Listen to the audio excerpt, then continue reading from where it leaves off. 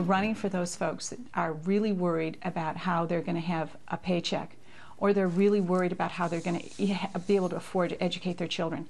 That's what we're running for. I will tell you something. When I was really, really sick, and this is where I think people need to understand where Mitt comes from. I was unable to do anything that in a normal life. I couldn't go to the grocery store. I couldn't cook dinner or anything. This was during the time Mitt was running the Olympics, and he was, putting in long hours. He would come home, on his way home, he would stop at the grocery store. He was making dinner. He was doing all of those things and saying, Ann, it's okay. You're fine. Don't worry about these things. That's not why I love you, because you go to the store and you make dinner. I love you because I love you, not what you do. All right, Ann Romney, stop it, you two. Whatever you say, she did a better job of humanizing her husband than he's done for an entire campaign, not just in that address, but there's people like her. And tell me, if you're writing a script for her tomorrow, what does she have to hit home and hit out of the park there for people to say, you know what, I might think the guy's a robot, but he's a nicer guy than I thought?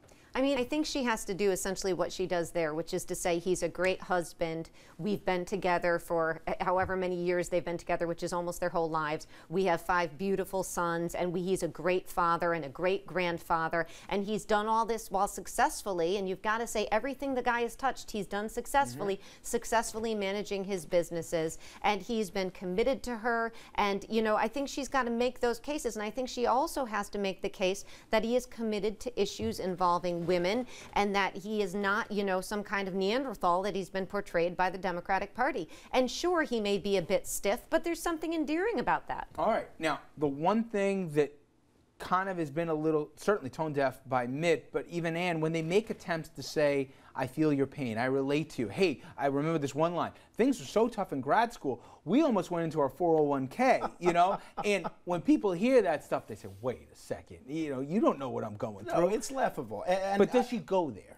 Should she go there? Should she go where in terms to of relate to the person sitting at home saying, listen, I know things are No, tough. I know you don't know where to go for your... That's when, but this country has no problem electing out-of-touch rich presidents. George Washington was the wealthiest guy in the country. FDR, as rich as can be. George H.W. Bush, George W. Bush, John F. Kennedy, Lyndon Johnson. We love wealthy presidents. What we don't like is a guy that pretends they're going to the grocery store and cutting out coupons so that they can get the best deal. You talk about him being like a robot. The robot on Lost in Space was more human than Mitt Romney. He's so unrelatable, but that's okay. If he can still offer solutions to problems that Americans have. Work, he's got a good shot. I'm going to lower gas prices. I'm going to improve the economy. That's what he should say. To a job. We're going to take a quick break. When we come back, we're going to go back to Tampa, everybody. Stay with us. Andrew's going to be joined by a spokesperson for the campaign. We'll be right back.